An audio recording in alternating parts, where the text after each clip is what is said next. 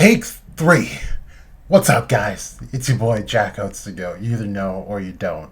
At this point, I was better off not knowing because, good lord, I'm bordering on insanity. Going into this rabbit hole that Black Clover led me to. Okay, so always first, always foremost. Thank you guys so much for tuning in. You guys are goats. I appreciate all the support you guys have given me so far. You guys are awesome. And yeah, this theory, like I said, I don't know where to start or end.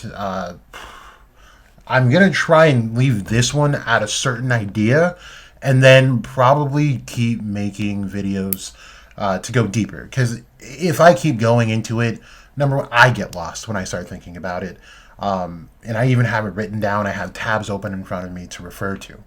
I get lost. So if I get lost while I'm explaining it with my notes in front of me, then you guys will more than likely get lost while I'm explaining this whole thing in its entirety. So I'm going to break it up into probably a lot of different pieces on this channel. So stay tuned. I'm going to try and get them out in a timely manner.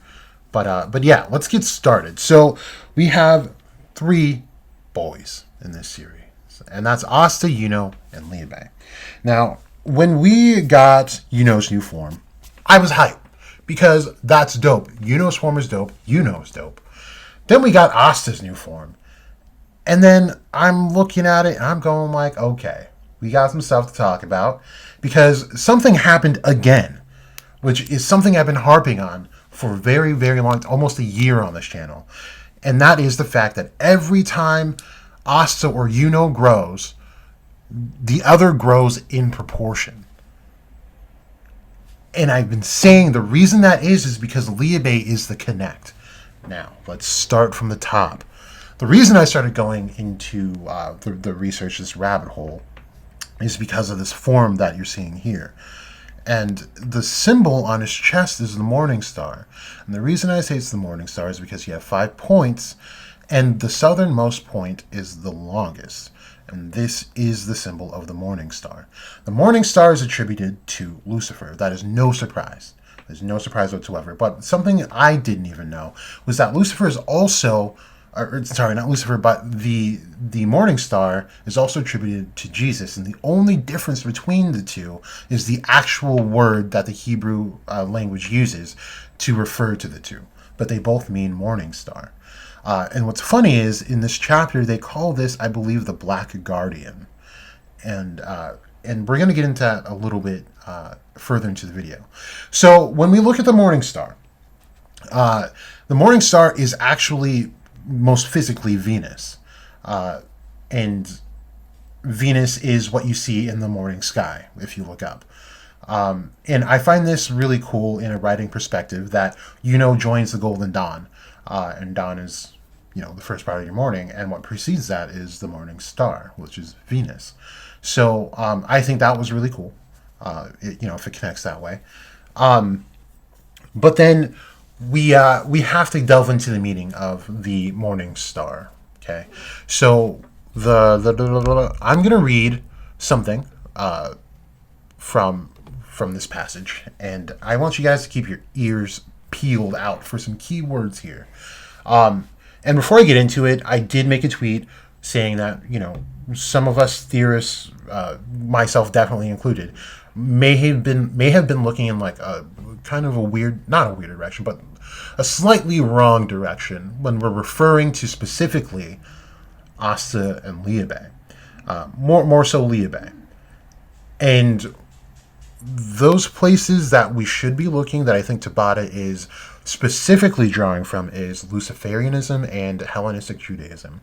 So this is a passage from the belief of Luciferianism and their perspective on Lucifer. So Lucifer is one of the 4 crown princes of hell, particularly that of the east, the lord of the air, and is called the bringer of light, the morning star, intellectualism, and enlightenment. The title Lord of the Air is based upon Ephesians 2:2, which uses the phrase Prince of Power of the Air to refer to the pagan god Zeus, but that phrase later became conflated with Satan. Okay, so So, you guys, the keywords definitely were Morningstar, right? And then we have air. He's the Lord of the Air. And I've never heard that in my life. And that's because I probably just don't practice Luciferianism as much as I should. Just kidding.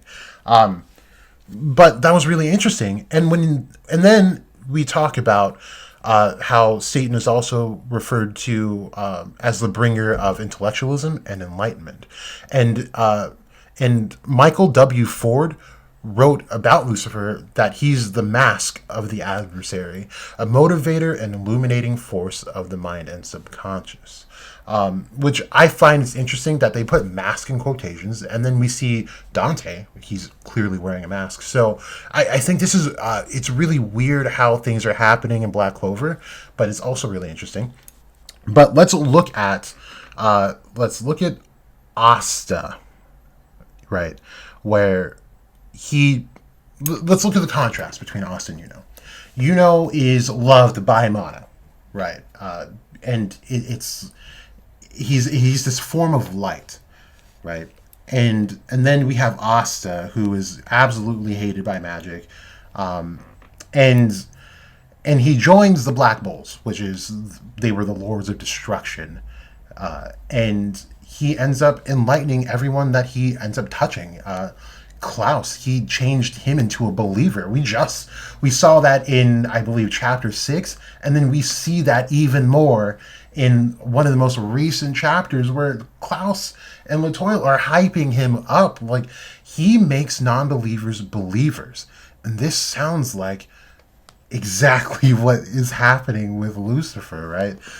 But I don't believe Asta has anything to do with Lucifer, and we'll get into why I believe this enlightenment thing is important for Asta, and then why it also happens to be that Liebe and Asta are here together, and this symbol shows up on their chest. So to take this even further, so let's start with this. Venus, being the attributed to the Morningstar, is attributed to the east, because that's where it rises, right? Sun rises in the east, that's in the west, that sort of stuff.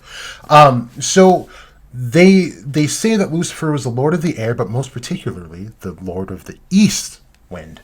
So then we get back to Yuno. And Yuno has two forms. Zephyr, which is the Lord of the West Wind. It's the light breeze, so it makes sense that it's a half form.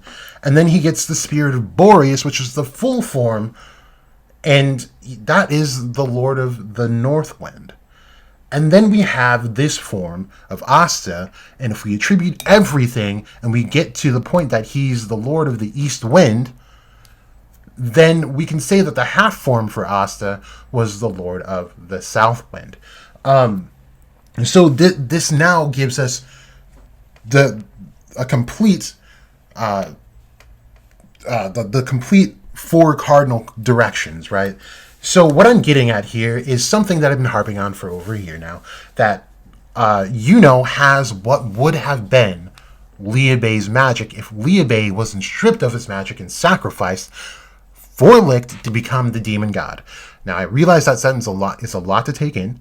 However, if you've been watching this channel, I've put this together many times before, and I know I just got a bunch of subscribers, and I probably have to say it again because you guys just don't want to go back and watch the videos. And I understand they're all very long. So, in short,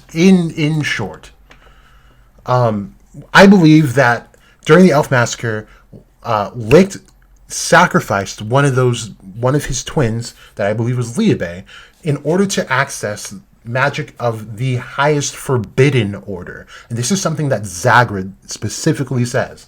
And he says it's forbidden magic of the highest order. So if we look at the Sephiroth and the Qliphoth, we know that Licht is the highest order already.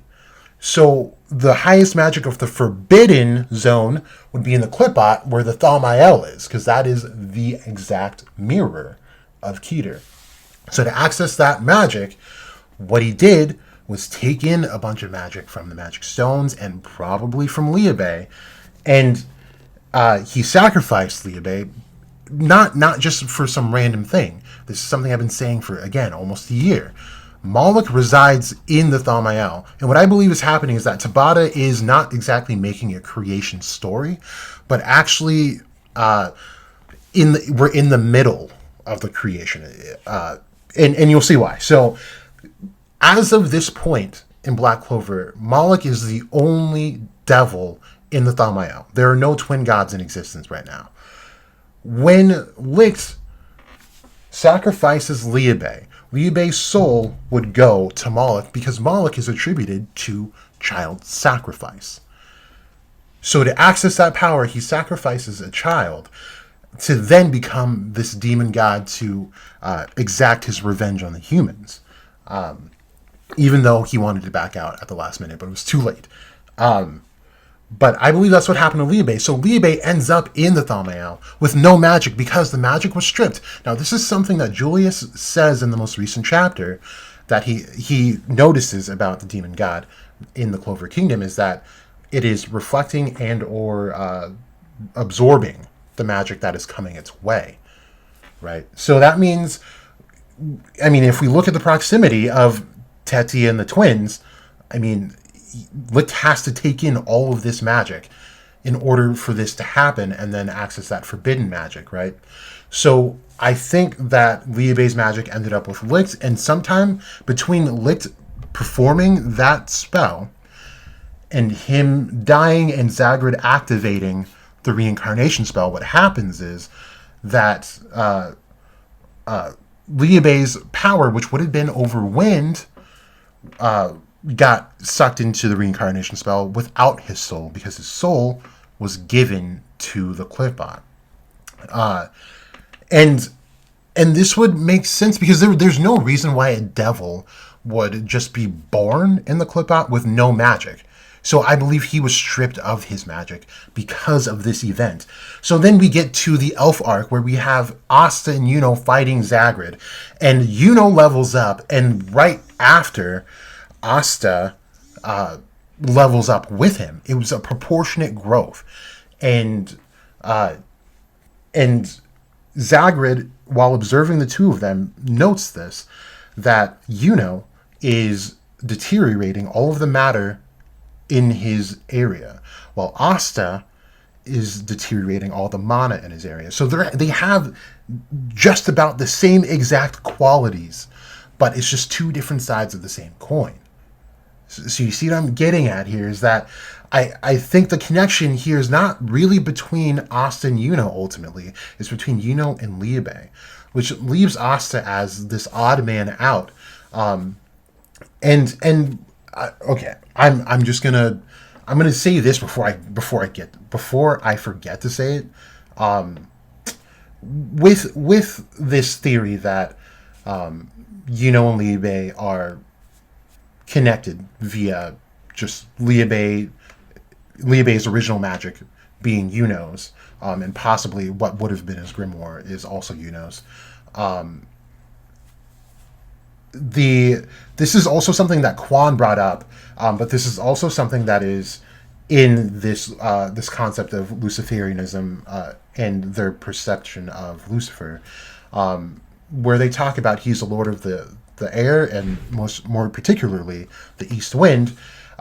It's correlated with Zeus, right? He's the pagan god, and this air is attributed to Zeus, which is also noted to be ether, which is the breath of the gods, right?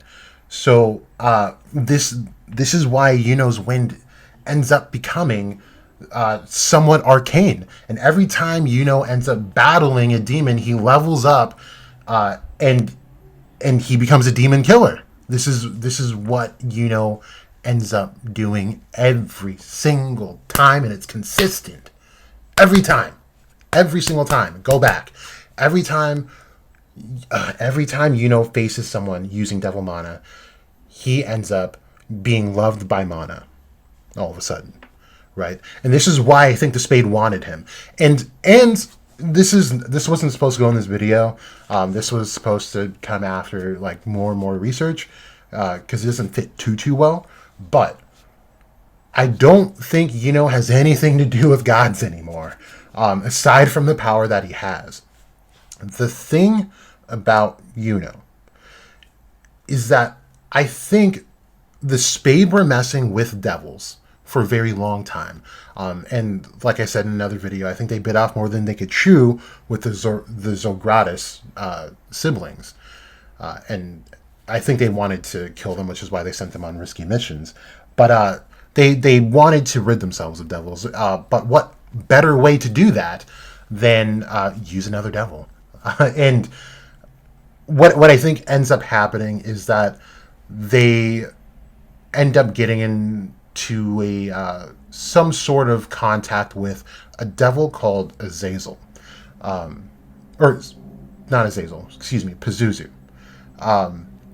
where Pazuzu is the god of the wind. Now, what's interesting about Pazuzu is that he does not consider himself so much a devil, because what he does is he fights off other devils. And that's what he's summoned for, is to fight off other devils. And the fact that he's got wind powers makes me think there's something going on with this this character from the lore and Yuno. But like I said, that wasn't supposed to be in this video, but I think it is something to look at if you want to do it yourself. That's totally fine. But I'll probably have a video on that later as I come up with more information. Now, where does Asta fit in with all this stuff, right? Oh my gosh. This is like, ugh. It's like hurting my brain. Big brain. All right. So Asta is now the odd man out because, like I said before, Yuno and Liebe have the real connection. It's not Asta and Yuno. It's Yuno and Liebe. Where I think Asta fits in is, I'm just gonna say it like this, you guys. But I'm not gonna put in the title though, because that'd be clickbait. But I do think it has a lot of weight to it. I think Asta could be Jesus, in this series, or at least someone akin to Jesus. But like I said, this Morningstar on the Devil Union form is no mistake at all. It's no mistake, and I think that it came about because Asta, let's just say he's Jesus for now, Asta being Jesus, coming into union with Satan, who is his brother, who's actually slightly older in lore, and also, in this case, I think Liebe is also slightly older than Asta. So it ends up working out in this weird way that when they fuse, they get this symbol, and they are both the Morning Star. And just look at the situation that they're in right now, where there was no hope. As soon as the demon god drops out of the sky, everyone's hearts and balls dropped. And then Asta shows up, and it's like, wow, new hope. Ironically, it's a dark hope, but it's hope. He's bringing light to a dark situation. And that's both Jesus and Lucifer. But in this case, it's Asta and Liebe. So, from a writing standpoint, I think it makes sense, and it matches up with the lore quite well. I think I'm gonna stop there. I'm gonna stop right there, because I got more stuff on Asta, and you know what? I'll say this much. I'm gonna leave it on a pre-clickbait. I'll say this, a pre-clickbait. Where we thought Asta was created to buy devils, possibly, may have been the product of an angel and a human. I think he might be a Nephilim. Could be right, could be wrong. Actually, probably wrong, depending on how Tabata explains this. Because there is a character, because I could give Asta's father a name right now. I can give it to him right now. I can give it to you. And it ends up being Astaroth. I'll say that. But I can give you his name before his fall. I'll leave it at that. But that's what I wanted to say about the Morningstar, at least, and how it connects Asta, Yuno, and Liebe, but more so Yuno and Liebe. Let me know what you guys think about this in the comment section below. This was the third try. I hope this was at least fun to listen to, even if you don't agree with it. But I think it's all starting to add up. I'm going to make a second part to this video, hopefully later tonight, depending on what's going on and how I feel, because I feel exhausted right now and I've got work right after. So hopefully, I don't know, I'll just like slam a monster or something, and then we'll see. But hit me up on Twitter. Hit me up in the comment section below what you thought about this and what you think about the most current events. Yeah, I'm gonna leave it there. I really don't want to, but I'm gonna leave it there. But thank you guys so much for tuning in. This has been Jack OATz to go. You either know or you don't.